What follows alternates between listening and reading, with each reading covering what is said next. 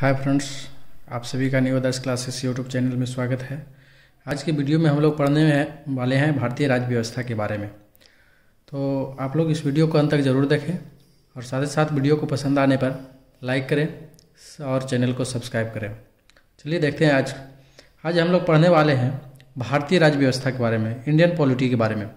और ये चैप्टर जो है हमारे एग्ज़ाम में, सभी प्रतियोगिता परीक्षा एग्ज़ाम के लिए काफ़ी इम्पोर्टेंट होने वाली है। अक्सर एग्ज़ामों में इससे प्रश्न पूछे जाते हैं, इसलिए आप लोग वीडियो को अंत तक ज़रूर देखें। चलिए देखते हैं, शुरुआत करते हैं इसकी। भारतीय राज्य व्यवस्था में हम लोग शुरुआत करते हैं कहाँ से? भारत का संवैधानिक विकास से। कहाँ से शुरुआत करते हैं? भारत के संवैधानिक विकास। तो भारत का जो संवैधानिक विकास हुआ है वो एक दिन में नहीं हुआ है। इसके संविधान के विकास के लिए लंबे संघर्ष करना पड़ा है ना। और भारत के संविधान के विकास को दो भागों में बांटा गया है। अध्ययन की दृष्टि से इसको कितने भागों में बांटा गया है? दो भागों में बांटा गया है। वो दो भाग कौन कौन है? एक तो ब्रिटिश ईस्ट इंडिया कंपनी के अंतर्गत पारित अधिनियम और दूसरा है ब्रिटिश ताज के अंतर्गत पारित अधिनियम, है ना। हम लोग जानते हैं कि सन 1600 ईस्वी में ब्रिटिश ईस्ट इंडिया कंपनी का गठन हुआ था। कहाँ? ब्रिटेन में, है ना। जब ब्रिटिश ईस्ट इंडिया कंपनी हमारे देश में आता है तो बहुत सारे रूल रेगुलेशन लागू करता है, बहुत सारे अधिनियम पारित करता है। उन्हीं अधिनियमों को दो भागों में बांटा गया है। कितने भागों में बांटा गया है? दो भागों में। तो पहले हम लोग पढ़ेंगे ब्रिटिश ईस्ट इंडिया कंपनी के अंतर्गत पारित अधिनियम और उसके बाद ब्रिटिश ताज के अंतर्गत पारित अधिनियम। सन 1773 ईस्वी से लेकर 1853 ईस्वी तक जो भी एक्ट पारित किया गया, जो भी अधिनियम पारित किया गया, उसे कहाँ रखा गया है? उसे ब्रिटिश ईस्ट इंडिया कंपनी के अंतर्गत रखा गया है। उसके बाद सन 1857 की क्रांति हुई। उस क्रांति के बाद जो भी अधिनियम पारित हुआ उसे रखा गया है ब्रिटिश ताज के अंतर्गत। किसके अंतर्गत रखा गया है? ब्रिटिश ताज के अंतर्गत रखा गया है। और चलिए बारी बारी से हम लोग देखते हैं। पहले हम लोग पढ़ेंगे ब्रिटिश ईस्ट इंडिया कंपनी के अंतर्गत पारित अधिनियम, जो कि सन 1773 से सन 1853 ईस्वी तक पारित हुआ था, है ना। सन 1773 ईस्वी में क्या पारित हुआ था? Regulating act. यानी ब्रिटिश ईस्ट इंडिया कंपनी के अंतर्गत कौन कौन से अधिनियम पारित हुए? तो 1773 ईस्वी में रेगुलेटिंग एक्ट पारित हुआ। उसके बाद पिट्स इंडिया एक्ट 1784 में, है ना। उसके बाद चार्टर एक्ट 1793 ईस्वी में। उसके बाद चार्टर एक्ट 1813। उसके बाद चार्टर एक्ट 1833। उसके बाद चार्टर एक्ट 1853। हम लोग देख रहे हैं कि सन 1773 ईस्वी में रेगुलेटिंग एक्ट पारित हुआ। उसके बाद जो है सन 1784 में पिट्स इंडिया एक्ट पारित किया गया। सन 1773 ईस्वी में रेगुलेटिंग एक्ट पारित किया गया।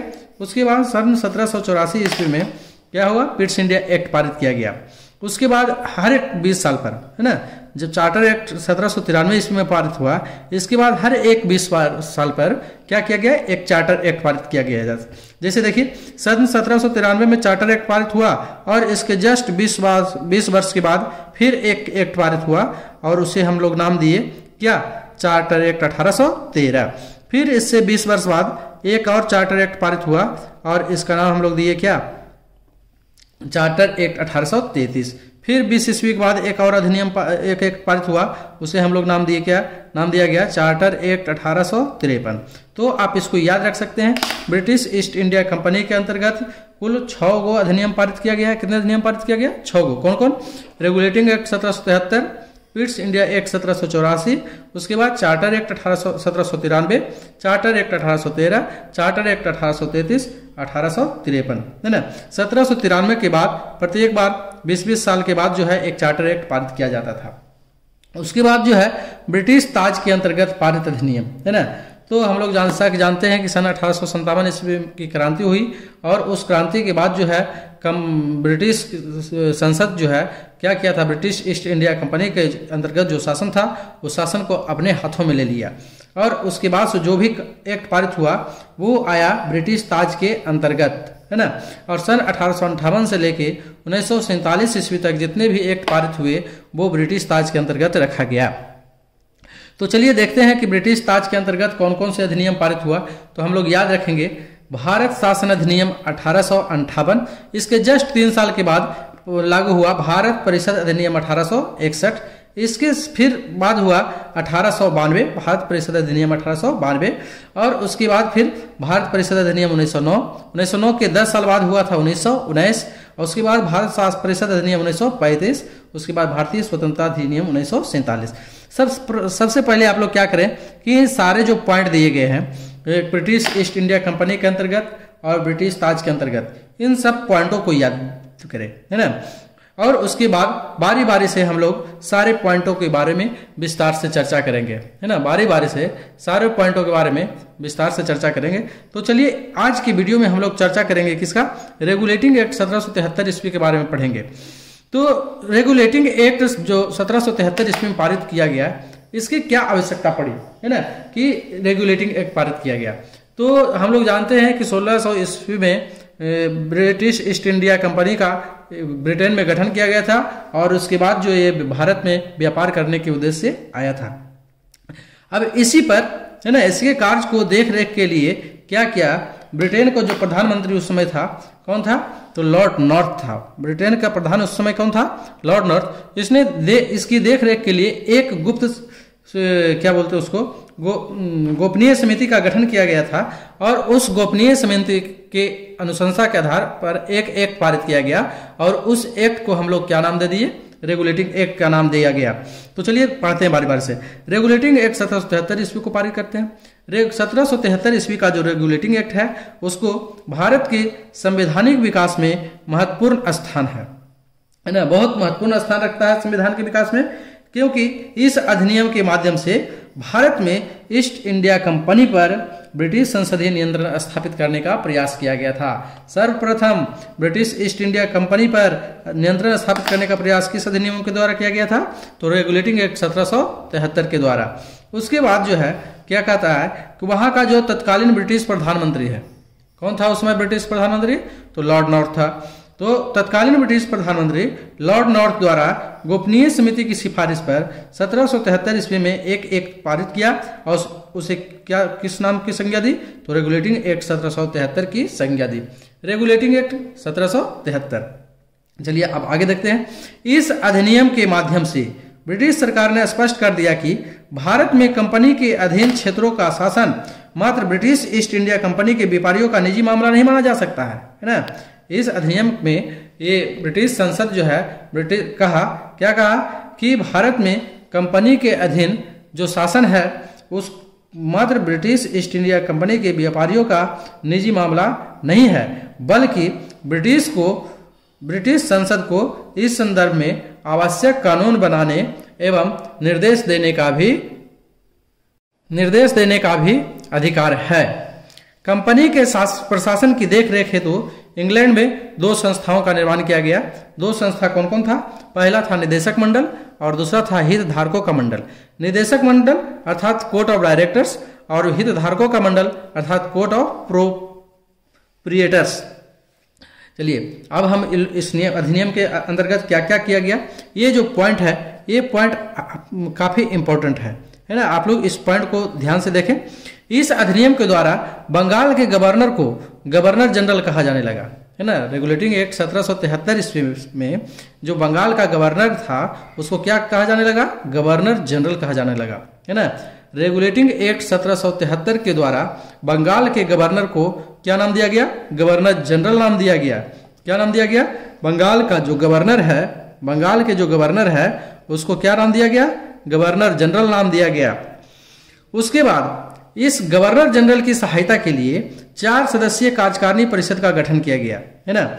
गवर्नर जनरल की सहायता के लिए क्या किया गया, 4 सदस्यीय कार्यकारी परिषद का गठन किया गया, है ना। और इस अधिनियम के अंतर्गत रेगुलेटिंग एक्ट 1773 के अंतर्गत पहले गवर्नर जनरल कौन बने, तो वो बने थे लॉर्ड बारेन हेस्टिंगस। कौन बने थे, लॉर्ड बारेन हेस्टिंगस बने थे। अब चलिए इसके बाद कार्यकारी परिषद का क्या कार्य था।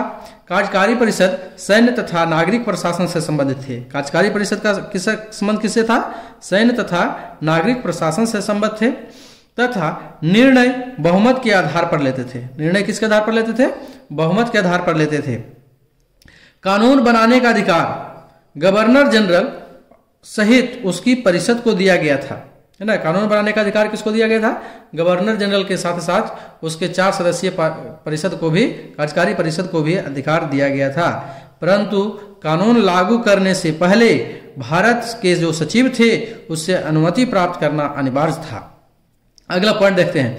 हमारा अगला पॉइंट क्या है? अगला पॉइंट है कि रेगुलेटिंग एक्ट 1773 के द्वारा मद्रास एवं बंबई के जो गवर्नर थे, है ना, ये मद्रास और बंबई के जो गवर्नर थे उनको क्या किया गया? बंगाल के गवर्नर के अधीन कर दिया गया। इससे पहले रेगुलेटिंग एक्ट 1773 पारित होने से पहले मद्रास के और बंबई के जो गवर्नर थे वो स्वतंत्र थे, है ना, वो किन्हीं के अधीन नहीं थे। लेकिन जब 1773 ईस्वी का रेगुलेटिंग एक्ट पारित हुआ तो मद्रास एवं बंबई के गवर्नर को क्या किया गया? बंगाल के गवर्नर के अधीन कर दिया गया। चलिए अगला पॉइंट देखते हैं। हमारा अगला पॉइंट क्या है कि रेगुलेटिंग एक्ट 1773 के अंतर्गत कलकत्ता में 1774 ईस्वी में एक उच्चतम न्यायालय की स्थापना की गई, है ना। रेगुलेटिंग एक्ट 1773 के अंतर्गत या रेगुलेटिंग एक्ट 1773 जब पारित हुआ तो इस अधिनियम के द्वारा कलकत्ता में 1774 ईस्वी में, कलकत्ता में 1774 ईस्वी में एक उच्चतम न्यायालय की स्थापना की गई, जिसमें एक मुख्य न्यायाधीश थे और 3 अन्य न्यायाधीश थे, है ना। कलकत्ता में एक उच्चतम न्यायालय की स्थापना की गई थी, उसमें मुख्य न्यायाधीश 1 एवं अन्य न्यायाधीश 3, यानी कुल न्यायाधीशों की संख्या कितना था? 4 था। मुख्य न्यायाधीश कौन थे? तो मुख्य न्यायाधीश थे सर एलिजा एम्पे। कौन थे? मुख्य न्यायाधीश थे सर एलिजा एम्पे। एवं अन्य न्यायाधीश कौन कौन थे? 3 अन्य न्यायाधीश, तो चैम्बर्स थे, लिमेस्टर थे एवं हाइड थे। Chambers, लिमेस्टर, hide, chambers, लिमेस्टर, hide. चलिए अगला पॉइंट देखते हैं। हमारा अगला पॉइंट है कि इस अधिनियम के तहत कंपनी के कर्मचारियों को निजी व्यापार करने एवं भारतीय लोगों से उपहार व रिश्वत लेना प्रतिबंधित कर दिया गया, है ना। रेगुलेटिंग एक्ट 1773 के द्वारा क्या किया गया? कलकत्ता में एक उच्चतम न्यायालय की स्थापना किया गया और उसमें एक मुख्य न्यायाधीश एवं 3 अन्य न्यायाधीश बनाए गए। उसके बाद क्या किया? इस अधिनियम के द्वारा जो है कंपनी के कर्मचारियों को निजी व्यापार करने के लिए और भारतीय लोगों से उपहार और रिश्वत लेने पर क्या कर दिया गया? प्रतिबंध लगा दिया गया। क्या क्या कर दिया गया? प्रतिबंध लगा दिया गया। चलिए अगला पॉइंट है। हमारा अगला पॉइंट है, इस अधिनियम के द्वारा ब्रिटिश सरकार का कोर्ट ऑफ डायरेक्टर के माध्यम से कंपनी पर नियंत्रण सशक्त हो गया, है ना। इस अधिनियम के द्वारा ब्रिटिश सरकार का कोर्ट ऑफ डायरेक्टर के माध्यम से कंपनी पर नियंत्रण सशक्त हो गया। कंपनी के लिए भारत में अपने राजस्व, नागरिक और सैन्य मामलों की जानकारी ब्रिटिश सरकार को देना आवश्यक हो गया। तो चलिए आज की वीडियो में इतना ही। वीडियो पसंद आया हो तो लाइक करें, शेयर करें, साथ ही साथ चैनल को सब्सक्राइब करें। वीडियो देखने के लिए धन्यवाद।